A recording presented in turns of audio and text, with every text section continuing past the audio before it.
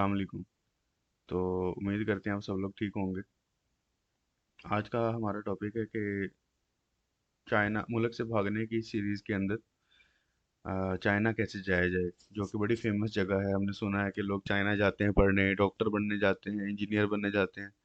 या अक्सर आपने ये भी सुना होगा जिनका एडमिशन नहीं हो रहा वो चाइना जाते हैं। तो आखिर की चाइना है क्या, कैसे लोग जा रहे हैं चाइना? नाम तो सुना है हमने कि यार जाते हैं सब लोग। तो कैसे जा रहे हैं, क्यों जा रहे हैं, कब जा रहे हैं, कौन जा सकता है आखिर? क्या मैं जा सकता हूँ, आप जा सकते हैं? तो इसके इसके ऊपर हम बात करेंगे इस वीडियो में।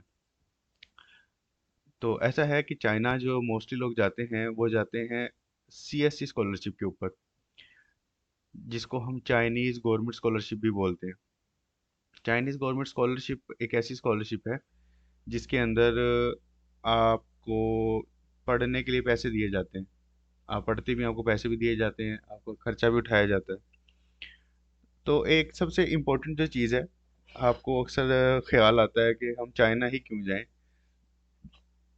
हर बंदा चाइना जा रहा है, क्यों? क्या है, क्या चाइना? चाइना की डिग्री की वैल्यू नहीं है, चाइना अच्छा नहीं है पढ़ने के लिए। चाइना तो सभी जा रहे हैं, हम तो कहीं और जाएंगे।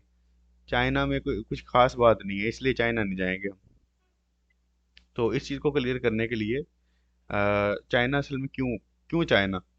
तो चाइना इसलिए कि सबसे पहले ये तो आपको स्कॉलरशिप दे रहा है, आपको इसलिए चाइना जाना पड़ेगा, क्योंकि हम हमारे पास तो इतने पैसे नहीं है कि हम अपने सेल्फ फंडेड के ऊपर हम कहीं पढ़ने जाएं। स्कॉलरशिप भी इतनी कि आपका ट्यूशन ये उठाएंगे, आपकी रजिस्ट्रेशन फ़ी, अकोमोडेशन, इंश्योरेंस, सब कुछ उठा उठू के उसके बाद आपका मंथली, आपको अगर आप मास्टर्स के लिए जा रहे हैं तो 3,000 आरएमबी भी देंगे, और पीएचडी वालों को 3500 आरएमबी देंगे। दूसरी इंपॉर्टेंट चीज़, चाइना की जो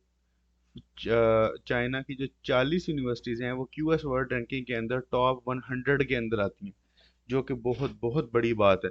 किसी मुल्क के अंदर एक या दो, इंडिया कितना बड़ा मुल्क है, कितना पावरफुल इकोनॉमी होने के बावजूद उसकी एक यूनिवर्सिटी आईआईटी टॉप 100 में आती है, वो भी 99 नंबर पे। तो सोचें, एक मुल्क के अंदर 40 यूनिवर्सिटियाँ top top 100 QS world wide आ रही हैं। तो उसकी जो रिसर्च का लेवल है वो इतना तकड़ा है कि वो यूएस के बाद पहले नंबर पे आ रहा है अपने रिसर्च आउटपुट में। और ये स्टैट है 2022 की। 2021 के अंदर, 2020 के अंदर, इन 2 सालों के अंदर चाइना पहले नंबर पे आता रहा है। ये आपको लेटेस्ट इसलिए दिखा रहा हूँ ताकि आपको अब की अपडेट का पता हो। हर कोई यूएस तो नहीं जा सकता, यूएस में भी एक अच्छा खासा खर्चा लगता है। लेकिन आप चाइना जा सकते हैं एक अच्छी तालीम हासिल करने। और चाइना की जो रिसर्च की आउटपुट है वो इस वक्त पूरी दुनिया में दूसरे नंबर पे आ रही है, इसलिए चाइना। दूसरा ये है कि यहाँ पे जो कल्चर है वो बहुत डाइवर्स है। कल्चर, आपको हर तरह के लोग मिलेंगे यहाँ पे, रहने के लिए बहुत आसान है, घूमने फिरने के भी लिए बहुत अच्छी जगह है यहाँ पे। आपको रंग बिरंगी दुनिया मिलेगी, लोग मिलेंगे। तो आपको आपको चाइनीज़ एलियन नहीं समझेंगे। उसके बाद यहाँ पे जो पोस्ट ग्रेजुएशन, पोस्ट क्वालिफिकेशन जो जो जॉब्स हैं वो बहुत ज़्यादा हैं, क्योंकि चाइना एक इंडस्ट्रियल हब बन चुका है। शंघाई हो, बीजिंग हो, कुछ कोई भी इनका मुल्क उठा लें, हर जगह पे छोटे लेवल, घर के लेवल से लेके और वर्ल्ड लेवल तक इंडस्ट्रीज बन चुकी हैं। आप समझ लें, सुई से लेके जहाज तक ये सब कुछ बना रहे हैं। तो आपने एक और चीज़ देखी होगी कि ये एक 10 रुपए वाली लाइट होती है, एलईडी एलईडी लाइट जिसको हम बोलते हैं, पाकिस्तानी 10 रुपए की मिलती है। तो ये लाइट आपको पाकिस्तान से जब आप परचेज करते हैं तो 10 रुपए में मिलेगी। लेकिन अगर आपने इसके सेल ख़त्म हो जाएं और सेल रिफिल करवाने पड़े तो वो सेल 40 रुपए में पड़ते हैं। ऐसा क्यों? इसका मतलब है कि जो आपने अक्सर वो होते हैं ना, हाथ में टार्च लेके या लाइटर लाइटर लेके घूम रहे होते हैं हम लोग, तो यहाँ फोटो नहीं आ रही सामने, तो वो आपको 40 रुपए में पड़ती है। ये क्या बात हुई, इसका क्या मतलब हुआ? इसका ये मतलब हुआ कि उनकी प्रोडक्शन का लेवल इस हद तक बढ़ चुका है कि उन्होंने चीज़ों को सस्ता कर लिया अपनी अपनी रिसर्च स्किल के ज़रिए, प्रोडक्शन स्किल्स के ज़रिए, टेक्नोलॉजिकल स्किल्स के ज़रिए। स्टेट ऑफ आर्ट टेक्नोलॉजी जो वो यूज़ कर रहे हैं, जो वो ऑटोनोमस चीज़ें यूज़ कर रहे हैं, उसके ज़रिए लेबर की कॉस्ट कम करके, प्रोडक्ट की कॉस्ट कम करके वो इस लेवल पे जा चुके हैं कि आपको 40 रुपए की रीफिल होने वाली चीज़ 10 रुपए में 0 मीटर दे रहे हैं। तो और साथ में एंड में यही कि अगर आपका एडमिशन चूंकि कहीं हो नहीं रहा तो आप इसको भी अपने टारगेट में रखें। अक्सर लोग इसको बिल्कुल स्किप कर देते हैं कि हमने चाइना जाना ही नहीं, चलो अप्लाई नहीं करते। ऐसा नहीं करो। अब इसकी सबसे बेहतरीन जो यूनिवर्सिटी है, चाइना टॉप यूनिवर्सिटी, इसमें शिंगवा यूनिवर्सिटी आती है। शिंगवा यूनिवर्सिटी की जो रैंकिंग है वो पूरी दुनिया के अंदर इस वक्त, पूरी दुनिया के अंदर वो आती है 16वें नंबर पे। पूरी दुनिया में एक यूनिवर्सिटी अगर 16वें नंबर पे आ रही है, अब सोचें तो सही कि वो यूनिवर्सिटी किस मायार की होगी। क्यों, कोई वजह तो है जिसकी वजह से वो 16, उसकी रिसर्च आउटपुट उसका कल्चर, उसकी टीचिंग जो स्किल्स हैं वो इस हद तक बढ़ चुकी हैं कि वो पूरी दुनिया में अब 16वें नंबर पे है, जिसमें आप भी जा सकते हैं। अच्छा, उसके बाद क्या कि क्या मैं अप्लाई कर सकता हूँ? अगर आपके पास 16 साल तालीम है ना, तो आप मास्टर्स के लिए एलिजिबल हैं। और अगर आपके पास 18 साल तालीम है तो आप पीएचडी के लिए एलिजिबल हैं। आप पोस्ट डॉक के लिए भी जा सकते हैं, लेकिन सीएससी उसको कवर नहीं करेगी, उसकी जगह सीएससी की एक सब ब्रांच है वो कवर करेगी। 16 साल का क्या मतलब है? अक्सर हम लोग पाकिस्तान में बीएस कर लेते हैं, वो होता है 4 साल का, 12वीं के बाद। तो 12 और 4 16, इसका मतलब वो 16 साल तालीम है। अक्सर हम बीएससी कर लेते हैं 2 साल की, वो होती है 14 साल की। वो आप उसकी बेस पे बाहर स्कॉलरशिप पे अप्लाई नहीं कर सकते, क्योंकि बाहर जो बैचलर माना जाता है वो 3 या 4 साल का माना जाता है। आपको 2 साल की बीएससी करने के बाद 2 साल का फिर एमएससी भी करना पड़ेगा, तब आप एमएस के लिए एलिजिबल होंगे। तो आप ये नंबर ऑफ ईयर से हिसाब लगा के आपको अंदाज़ा हो जाएगा कि आपकी तालीम इस वक्त कितनी है। दूसरा ये कि यहाँ पे सारी ही फील्ड आपको मिल जाएंगी, लिटरेचर हो, history, philosophy, economy, management, law, science, engineering, blah blah blah, सब कुछ। और हर ये सीएससी स्कॉलरशिप हर एक को कवर करती है। हर एक फील्ड आपको मिल जाएगी, बस आपने यूनिवर्सिटी खोलनी है और वहाँ पे ढूंढ लेनी है कि आपकी फील्ड किस यूनिवर्सिटी में। नहीं मिल रही तो गूगल डायरेक्ट करें आप। उसके बाद सीएससी की ना 3 कैटेगरीज होती हैं, ये बड़ी इंपॉर्टेंट चीज़ है। एक होती है एम्बेसी ट्रैक और एक होती है यूनिवर्सिटी ट्रैक। एम्बेसी ट्रैक में क्या होती है कि आपने जो चाइना की एम्बेसी आपके मुल्क में है, आपने वहाँ पे सिलेक्शन अपनी करवा के फिर उनको बताना होता है कि मेरी स्कॉलरशिप अगर लग गई है तो आप अब उनको बताएं कि आपने किस यूनिवर्सिटी के अंदर जाना है। पहले स्कॉलरशिप लगेगी, फिर उसके बाद यूनिवर्सिटी सिलेक्ट होगी। दूसरा यूनिवर्सिटी ट्रैक, इसका मतलब होता है कि आप पहले यूनिवर्सिटी में सिलेक्ट हुए और फिर उसके बाद आपकी स्कॉलरशिप लगी। इसी तरह इसको कैटेगरी ए बोलते हैं और इसको कैटेगरी बी बोलते हैं रिस्पेक्टिवली। कैटेगरी सी भी होती है कि अगर आपको कोई थर्ड पार्टी फंड कर रही हो, एचईसी फंड कर रही है, कोई एनजीओ सपोर्ट कर रहा है, कोई किसी भी किस्म की जो स्कॉलरशिप जो आपको कोई थर्ड पार्टी सपोर्ट करेगी, वो कैटेगरी सी होगी। और मोस्टली ए और बी कैटेगरीज ही हैं जो चाइना के अंदर मोस्टली पॉपुलर हैं। इन्हीं के लिए हम लोग अप्लाई कर रहे होते हैं। अच्छा, इसलिए चलो ठीक हो गया कि ये है तो सही सारा कुछ। चाइना जाना है, स्कॉलरशिप पे जाना है, ठीक है, अप्लाई कैसे करें? मेजर चीज़ तो ये है, बहुत बहुत आसान है। सबसे पहली चीज़ तो ये है कि कोई भी एजेंट इसके अंदर रिक्वायर नहीं है। दूसरा, अब आपने सबसे पहले अपनी फील्ड का प्रोफेसर ढूंढना है, उससे एक्सेप्टेंस लेनी है। सबसे पहला स्टेप ये है। प्रोफेसर कैसे ढूंढना है और उससे एक्सेप्टेंस कैसे लेनी है, इसके ऊपर मैं एक और वीडियो बना चुका हूँ, और वो वीडियो आपको मेरे चैनल पे मिल जाएगी, हाउ टू फाइंड प्रोफेसर। ये वीडियो वैसे मैंने पंजाबी में बनाई थी, क्योंकि मतलब रिलैक्स मोड में आप लोग समझ सकें चीज़ों को आसानी से। तो लेकिन फिर भी अगर आप चाहते हैं कि इसको उर्दू में भी बनाया जाए, इंग्लिश में भी बनाया जाए, तो भी बन जाएगी। लेकिन ये इतना कोई मुश्किल काम नहीं है। यूनिवर्सिटी ढूंढें, यूनिवर्सिटी खोलें, अपने डिपार्टमेंट में जाएं और वहाँ आपको आपका प्रोफेसर मिल जाएगा। फिर एक दफ़ा आपको मिसाल दे देती है इसी शिंगवा यूनिवर्सिटी की। आप डायरेक्ट लिखें कि शिंगुआ यूनिवर्सिटी, आप समझ लें कि आप कंप्यूटर साइंस के हैं तालिब इलम। तो कंप्यूटर साइंस डिपार्टमेंट डायरेक्ट लिखते हैं आप अपनी गूगल के अंदर। यहाँ पे आपका school department of computer science and technology की डायरेक्ट साइट पे आ गए आप, और यहाँ पे आके आपने फैकल्टी देख ली। फुल प्रोफेसर और एसोसिएट को आपने ईमेल्स करनी है, ये बंदे आ गए। ईमेल के अंदर क्या लिखना है वो सारी वीडियो आप उसको देखें एक मरतबा, ताकि आपको और अच्छी समझ आए, आप हाव नाव कर सकें। मैं जर्नल इसलिए बता रहा हूँ, अगर मैं एक एक यूनिवर्सिटी का बताने लग गया उसमें टाइम आपका ज़ाया होगा। आपको जर्नल पता होगा, आप हर जगह अपनी मर्जी से अप्लाई कर सकते हैं, बजाय कि मैं कहूँ कि नहीं नहीं ऐसे करो, उस यूनिवर्सिटी में वहाँ उस लिंक पे क्लिक करो, उस पे कल वेबसाइट अपडेट होगी तो क्या करेंगे। तो आपका ये झिझक खुलनी चाहिए यूनिवर्सिटियों की वेबसाइटों से। जिस तरह हम लोग बैंक में जाने से डरते हैं ना, ऑफिस में जाने से, तो इसी तरह ये भी वेबसाइट ही है, ये खा नहीं जाएंगी हमें। इनको खोलें और इनके अंदर बंदे ढूंढें, बंदे को देखें कि वो बंदा किस पे काम कर रहा है। अगर आपको लगता है कि आपकी रिलेटेड फील्ड है तो उसको एक ईमेल मार दें कि भाई मैंने आना है, तेरे पास जगह है, स्कॉलरशिप है। स्कॉलरशिप नहीं भी है तो मैं सीएससी पे अप्लाई करूंगा, और भाई तेरे पल्ले से नहीं आऊँगा, डोंट वरी, लैब पे खर्चा नहीं आएगा। तो मैं जो है सीएससी पे आऊँगा, बस मुझे बता दे कि भैया जी अगर जगह है तो मैं आ जाऊँ। अच्छा, वो बताता है कि मेरी रिसर्च इसके ऊपर है, ये डिपार्टमेंट उसके सारे मेंशन हुए हुए हैं। नहीं समझ आ रही तो आप इसकी पब्लिकेशन पढ़ लें लेटेस्ट। इससे क्या होगा कि आपको आइडिया हो जाएगा कि बंदा काम किस पे कर रहा है। ये रही इसकी ईमेल, डिपार्टमेंट, सब कुछ, नाम आपको मिल गया। आप ईमेल कर सकते हैं। सारी यूनिवर्सिटियाँ इसी तरह खोल लें। एक और खोल लेते हैं, BGI, Beijing institute of technology computer science. ये ये साथ ही फैकल्टी भी लिखा गया। देखें उसकी फैकल्टी आ गई, बीजिंग इंस्टीट्यूट ऑफ टेक्नोलॉजी में हमारे पास कंप्यूटर साइंस एंड टेक्नोलॉजी। इसके ऊपर क्लिक किया और इसके अंदर हमारे पास आ, भी आ जाएंगे, डिपार्टमेंट वाइज शायद आ जाए अब ना। खुल जा भाई।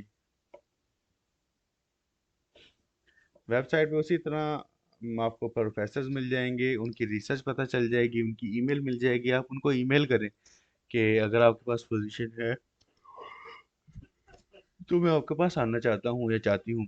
इसमें कोई मुश्किल चीज़ नहीं है, कोई भी मुश्किल चीज़ नहीं होती किसी भी स्कॉलरशिप में अप्लाई करने के लिए। ये आगे बंदे प्रोफेसर्स की लिस्ट आ गई, किसी पे भी क्लिक करें उसकी डिटेल्स आ जाएंगी।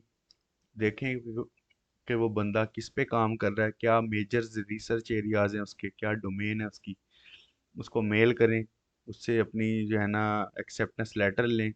और एक्सेप्टेंस लेटर लेने के बाद जो है अगला प्रोसेस होगा, अगर उसने आपको एक्सेप्टेंस लेटर दे दिया तो आपने उस यूनिवर्सिटी में पहले अप्लाई करना है। चूंकि हम यूनिवर्सिटी ट्रैक में हैं, यूनिवर्सिटी ट्रैक में पहले यूनिवर्सिटी सिलेक्शन लेनी होती है।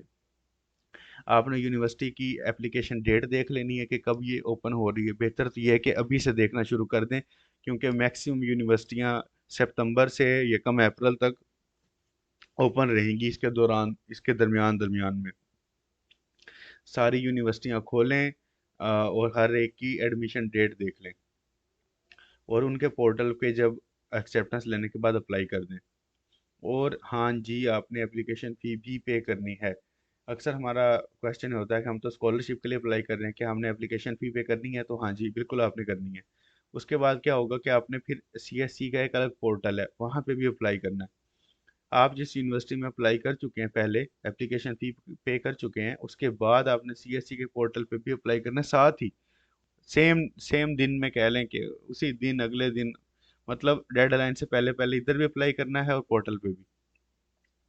ये पोर्टल क्या चीज़ है? ये पोर्टल ये वाली वेबसाइट है, जो कि सीएससी की वेबसाइट है, सीएससी स्कॉलरशिप सिस्टम की वेबसाइट है ये study in China dot C S C dot E D U dot C N. इसके ऊपर आप अपना अकाउंट बनाएं। वहाँ पे एक एक चीज़ आएगी कि आपका एजेंसी नंबर क्या है। एजेंसी नंबर का मतलब होता है कि आप जिस यूनिवर्सिटी में अप्लाई कर रहे हैं। क्योंकि अब आपने बताना ये भी है कि मैं उस यूनिवर्सिटी में अप्लाई कर रहा हूँ और मुझे सीएससी चाहिए। तो इस चाइनीज़ गवर्नमेंट स्कॉलरशिप को और अपनी यूनिवर्सिटी को लिंक किया जाता है, इन दोनों को एक जगह। ये सारा साइन अप करेंगे ना आप, ये ऐसे ही है जैसे आप अपनी प्रोफाइल बना रहे हो लिंक्डइन पे, फेसबुक पे। तो ये इसमें मैं एक एक चीज़ नहीं आपको बताऊंगा, क्या नंबर, आपका नाम, आपको पता है आपका नाम क्या है, आपका ईमेल क्या है, आपके बाप का नाम क्या है, माँ का नाम क्या है, कहाँ पैदा हुए, क्यों पैदा हुए, तो वो सब आपको पता होगा उसके अंदर, बजाय कि मैं आपको बताऊं। तो आप बड़ी आसानी से डॉक्यूमेंट्स आपने सबसे पहले अपने डिजिटल में कर लेने हैं, नोटराइज पब्लिक करवा लेने हैं, या अगर टेस्टेशन हुई भी है तो वो करवा लेनी है, वरना नोटरी पब्लिक करवा लेना, वो मोर देन एनफ है। जो बाकी अटेस्टेशन हैं वो बाद की बात है। अच्छा, इसके अंदर एक एजेंसी नंबर होगा। उस एजेंसी नंबर के लिए आप ऐसा कर सकते हैं कि आपके पास ये एक सीएससी की वेबसाइट है। इसका नाम है Chinese scholarship council dot com. Chinese scholarship council dot com Chinese government की तरफ से एक वेबसाइट बनाई गई है, जिसके ऊपर how to apply in CSC scholarship की सारी इंफॉर्मेशन मिलेगी आपको। क्या क्या स्टेप्स हैं चाइनीज गवर्नमेंट स्कॉलरशिप के। सबसे पहले क्या करना है, किस फील्ड को करना है, कैसे करना है, सारी चीज़ें डिटेल के अंदर यहाँ पे मौजूद है। मेरा वीडियो बनाने का मकसद ये था कि थोड़ा इन चीज़ों को कंसाइज किया जाए। ये सारी यूनिवर्सिटीज़ आ गई, 279 यूनिवर्सिटीज चाइनीज़ गवर्नमेंट स्कॉलरशिप के अंडर आती हैं, जो चाइना के अंदर है। तो इसके अंदर अगर आप ये भी चाहते हैं कि आप उन यूनिवर्सिटीज़ को सिलेक्ट करें जिनकी एप्लीकेशन फ़ीस नहीं है, तो आप उनको भी यहाँ से ढूंढ सकते हैं। Universities with no application fee. ये यूनिवर्सिटीज़, ये 35 यूनिवर्सिटीज़ वो हैं जिनके 33 यूनिवर्सिटीज़ वो हैं जिनकी एप्लीकेशन फ़ी ही नहीं है। आप डायरेक्टली इनको भी टारगेट कर सकते हैं, और इनमें भी बहुत बहुत अच्छी यूनिवर्सिटीज़ शामिल हैं।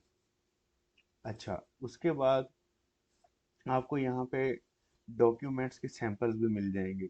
ये देखें, ये सारे डॉक्यूमेंट्स के सैंपल हैं। आपने किसी चीज़ को डायरेक्टली कॉपी नहीं करना है यहाँ से, सिर्फ समझना है कि ये डॉक्यूमेंट क्या है, क्यों है, इसके अंदर क्या लिखा हुआ है, क्यों लिखा हुआ है। आपने उस डॉक्यूमेंट को अपने मुताबिक बना लेना है। जो कुछ भी चाहिए A to Z सब कुछ मिलेगा इसके अंदर। आपने पोर्टल पे भी अप्लाई कर दिया, यूनिवर्सिटी की साइट पे भी अप्लाई कर दिया। अब क्या है, नेक्स्ट स्टेप क्या है। अगर तो उसी यूनिवर्सिटी टू यूनिवर्सिटी एक और चीज़ वेरी करती है कि किसी यूनिवर्सिटी ने रिक्वायर किया होता है कि आप अपने डॉक्यूमेंट्स की हार्ड कॉपीज भेजें, और किसी ने नहीं। आपको अपनी यूनिवर्सिटी की एडमिशन पे, जहाँ पर पोर्टल पे अप्लाई कर रहे होंगे, वहाँ पे आपको ये इन्फॉर्मेशन मिल जाएगी कि हार्ड कॉपीज किसको रिक्वायर हैं और किसको नहीं। तो हम फिर देख लेते हैं, शिंगवा university hard copies for MS admission. यहाँ ये स्मार्टली चीज़ों को हम ऐसे ढूंढ सकते हैं, बजाय कि हम लिंक टू लिंक हम मूव करें। तो इसके अंदर कुछ ना कुछ ऐसा मुझे मिल जाएगा कि जिस जो इन्फॉर्मेशन देगा कि शिंगवा के अंदर क्या वाकई हमें हार्ड कॉपीज़ की ज़रूरत है या नहीं। तो ये डायरेक्ट मुझे उसे लिंक पे ले गया। मैं और देख लेता हूँ कि HARD hard, do I need to mail the hard copies of scholarship application to शिंगवा यूनिवर्सिटी। नो, इसका मतलब है कि नहीं करनी। चीज़ों को थोड़ा स्मार्टली लेके चलें और घबराएं नहीं। ये प्रोसेस थोड़ा सा पहले सीखें अच्छी तरह, सारे स्कॉलरशिप्स के प्रोसेसेस को, और फिर उनमें अप्लाई करना शुरू करें। अप्लाई कर दें, भूल जाएं। अप्लाई किया, भूल गए, अप्लाई किया, भूल गए। किसी एक स्कॉलरशिप के ऊपर भी नहीं रहना कि मेरा फाइनली उधर हो जाएगा। जहाँ हो रहा है समझ लें वो बोनस है। और मिनिमम जीपीए भी कोई खास रिक्वायर नहीं होता, 2.5 वाले भी सीएससी में अप्लाई कर सकते हैं। तो इतनी कोई परेशानी वाली बात नहीं है, बहुत इजी अप्लाई है, और बहुत अच्छी यूनिवर्सिटी में आप पढ़ सकते हैं। फिर क्या होगा कि अब आपको पहले स्टेप में यूनिवर्सिटी इवेलुएट करेगी। यूनिवर्सिटी ने पहले आपको एडमिशन देना है, और उसके बाद आपको स्कॉलरशिप देनी है। यूनिवर्सिटी हो सकता है आपसे ऑनलाइन इंटरव्यू करे, हो सकता है ना करे। अगर करती भी है तो उसके अंदर जनरल चीज़ें आपसे पूछ लेगी, आपका नाम क्या है, क्यों आना चाहते हैं, क्या फील्ड है आपकी, कहाँ से है, कितने बहन भाई हैं। सारी आपकी जनरल पर्सनल इंफॉर्मेशन, कोई खास बड़ी चीज़ नहीं, कोई डरने वाली बात नहीं। प्रोफेसर भी अगर आपसे चाहे तो ऑनलाइन इंटरव्यू कर सकता है, वो भी आपसे जनरल चीज़ें पूछेगा। उसको भी पता है कि बंदा अभी रिसर्च के लिए आ रहा है, रिसर्चर नहीं है। तो आपसे जनरल चीज़ें पूछेगा, आपका मोटिवेशन पूछेगा, क्यों आना चाह रहे हैं, आपका क्या मोटिवेशन है कि आप यहाँ आए। फिर उसके बाद यूनिवर्सिटी रिजल्ट अनाउंस कर देगी नेक्स्ट स्टेप के अंदर कि यूनिवर्सिटी ने आपको एडमिशन दे दिया। अभी स्कॉलरशिप नहीं लगी, अभी सिर्फ यूनिवर्सिटी की वैल्यूएशन डन हुई है। उसके बाद यूनिवर्सिटी ने आपको, अब यूनिवर्सिटी के अंदर हो सकता है 2 लोगों ने, 5 लोगों ने अप्लाई किया हो। जिसके डॉक्यूमेंट स्ट्रोंग होंगे, डॉक्यूमेंट जरा अच्छे और तकड़े बने हुए होंगे।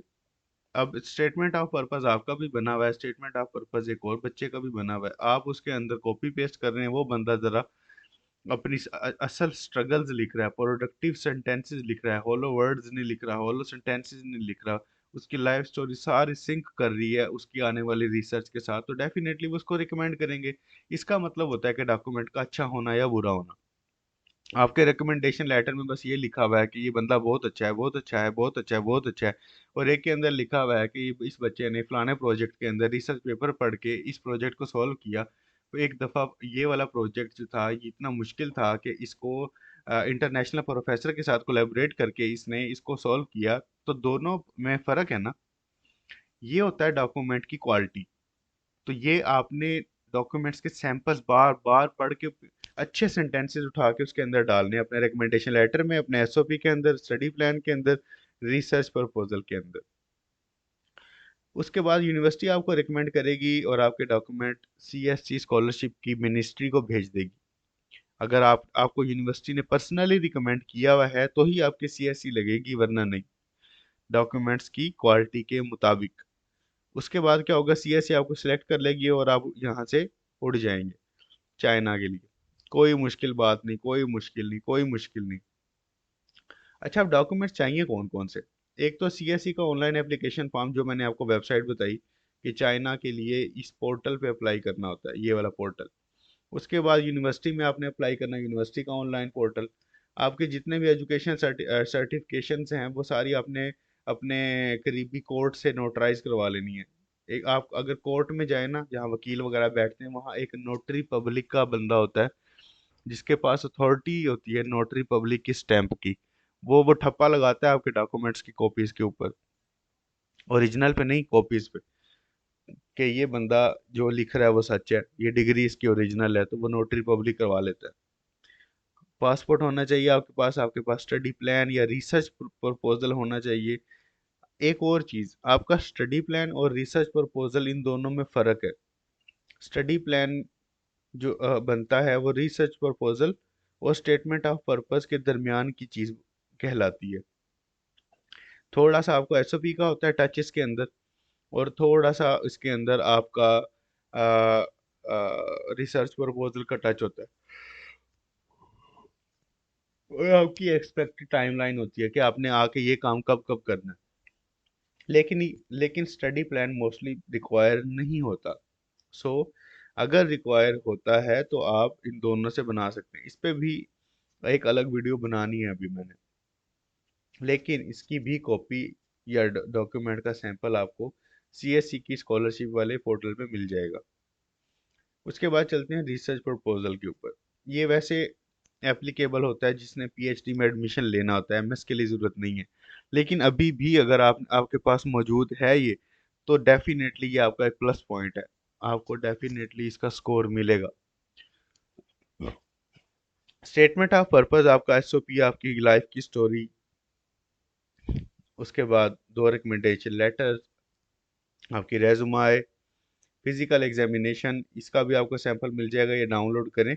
आपका जो मेडिकल वाला है, यहाँ पे मिल जाएगा हेल्थ सर्टिफिकेट के नाम से ना, लीव सर्टिफिकेट, यहाँ पे मिल जाएगा आपको, मेडिकल सर्टिफिकेट मिल जाएगा आपको कहीं ना डॉक्यूमेंट्स के सेक्शन में शायद, यहाँ पे download samples, police, Chinese visa, visa visa visa, acceptance letter, ये रहा डाउनलोड फॉर्म, फिजिकल फॉर्म। ये फिजिकल फॉर्म आपको मिल जाएगा खाली, इसको आप फिल करवाएं, करीब तरीन हॉस्पिटल में जाएं, तहसील हेडक्वार्टर या डिस्ट्रिक्ट हेडक्वार्टर के अंदर जाएं, वहाँ पे जो एमओ होता है, मेडिकल ऑफिसर, उसका ठप्पा लगवाएं, मोर देन एनफ है। उसके बाद एक्सेप्टेंस लेटर जो कि आपने एडवाइज़र से लिया हो, प्रोफेसर से लिया होता है कांटेक्ट करके।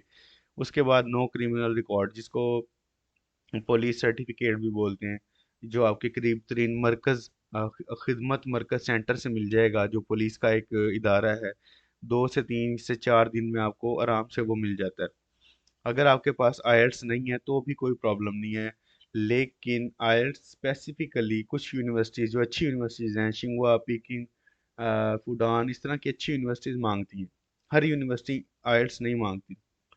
कौन सी यूनिवर्सिटी क्या मांगती है ये आपको यूनिवर्सिटी की वेबसाइट से ही मिलेगा। एडमिशन सेक्शन में जाएं, एडमिशन रिक्वायरमेंट देखें, आपको पता चल जाएगा कि आइट्स ज़रूरी है या आइट्स ऑप्शनल है, और मैं इंग्लिश प्रोफिशिएंसी सर्टिफिकेट की बेस पे भी अप्लाई कर सकता हूँ या नहीं। जर्नल बता रहा हूँ, हर यूनिवर्सिटी का अलग क्राइटेरिया है। अदर सपोर्टिंग डॉक्यूमेंट इंतहाई इंपॉर्टेंट चीज़, अगर आपके पास अदर सपोर्टिंग डॉक्यूमेंट्स हैं तो ही आप बाकियों से अलग हैं। अगर आपके पास को करिकुलर एक्टिविटीज़ हैं, एक्स्ट्रा करिकुलर एक्टिविटीज़ हैं, आपने किसी एनजीओ में काम किया है, आपको कोई अप्रिसिएशन मिली है, आपको कोई पब्लिकेशन है, आपके पास कोई अलग चीज़ है आपके पास, यही चीज़ आपको दूसरों से नुमाया करती है। एक बंदे का 3.9 जीपीए है आउट ऑफ 4, लेकिन जी उसके पास अपनी एकेडमिक ट्रांसक्रिप्ट और डिग्री के अलावा कोई और चीज़ नहीं है, उसका स्कोर बाकी उस बंदे से कम रखा जाएगा जो करिकुलर एक्स्ट्रा करिकुलर को करिकुलर एक्टिविटीज़ में हिस्सा लेता होगा। एप्रिसिएशंस होंगी उसके पास, उसके बाद उसके पास एनजीओज के सर्टिफिकेट्स होंगे, सोसाइटीज़ के होंगे, मुख्तलिफ पार्टिसिपेशंस की होंगी उसने, सर्टिफिकेशंस की होंगी उसने, तो वो बाकियों से अलग होगा और डेफिनेटली उसको चूज़ किया जाएगा। क्योंकि मोस्टली स्कॉलरशिप्स कल्चर बेस्ड होती हैं, ना कि आपके परफॉर्मेंस बेस्ड, क्योंकि वो ऐसा बंदा चाहते हैं जो हर सिचुएशन को डील करना जानता हो, जो डाइवर्स नेचर का मालिक हो। आखिरी चीज़, आप अगर 35 साल से 35 के बराबर या कम है तो आप एमएस के लिए एलिजिबल हैं, और अगर 40 के बराबर या 40 से कम है तो पीएचडी में अप्लाई कर सकते हैं, ये एज लिमिट है। ये कोई सैंपल नहीं, ये आपका मेडिकल होगा, कुछ ऐसा सा नज़र आएगा डॉक्यूमेंट, ये आपका एक्सेप्टेंस लेटर होगा। इन सारी चीज़ों के सैंपल आपको ये वही लिंक मैंने जोड़ दिए यहाँ पे, study in China, Chinese scholarship, ये वही दो लिंक जो मैं आपको दिखा रहा था। एक आपका चाइनीज स्कॉलरशिप वाला लिंक ये वाला, और दूसरा आपका पोर्टल, और ये पुलिस करेक्टर सर्टिफिकेट, ये कुछ ऐसा सा दिखता है देखने में। तो इसमें कोई कोई खास बात नहीं है, कोई मुश्किल चीज़ नहीं है, किसी डॉक्यूमेंट के अंदर इंतहाई आसान है। आखिर में फिर मैं यही कहूँगा कि स्कॉलरशिप में अप्लाई करते रहें करते रहें करते रहें, और बिल्कुल दिल ना हारें। एक रिजेक्शन आई, दो आई, तीन आई, 100 आएंगी, लेकिन 101वें के ऊपर आप ज़रूर सिलेक्ट होंगे। अगर आप पहले पे एक्सेप्ट होना चाहते हैं, अपने डॉक्यूमेंट्स अच्छे बनाएं। अगर आपको लगता है कि कोई कमी पेशी है डॉक्यूमेंट्स में, आप मेरे से रिव्यू करवा सकते हैं, मेरे से कांटेक्ट कर लें यहाँ पे। तो इसके अलावा ढेर सारे प्लेटफॉर्म ऑलरेडी बने हुए हैं, स्कॉलरशिप नेटवर्क है आपके पास एलुमनाई का ग्रुप है, आपके पास कैरियर्स हेल्प डेस्क है, कहीं से भी आप देख सकते हैं चीज़ों को। तो सिर्फ आपने सीरियस होकर चीज़ों को देखना है। अगर आप ये समझते रहेंगे चलो ठीक है पुराने डॉक्यूमेंट्स पे अप्लाई कर देते हैं, चलो हो गया तो हो गया, हो गया तो हो गया, फिर वो वही रहेगा, हो गया तो हो गया फिर रहेगा वो। अगर आप सीरियस हैं मुल्क से भागने में तो ही अप्लाई करें, और अच्छे डॉक्यूमेंट्स के साथ करें। बुरे डॉक्यूमेंट्स के साथ करेंगे तो उसका इंप्रेशन दूसरों पे भी बुरा जाएगा। वो ऑलरेडी सॉर्ट आउट करके हमारा मुल्क ब्लैक लिस्ट कर देंगे कि ये लोग हमारी एडमिशन के दौरान हमारा टाइम वेस्ट करते हैं। और ऐसा वाकई होता भी है। कई ममालिक ने कई यूनिवर्सिटीज़ ने पाकिस्तानियों को, इंडियंस को, बांग्लादेशियों को, नेपालियों को ब्लैक लिस्ट किया हुआ है, क्योंकि वो उनका टाइम वेस्ट करते हैं उल्टे सीधे डॉक्यूमेंट भेज के।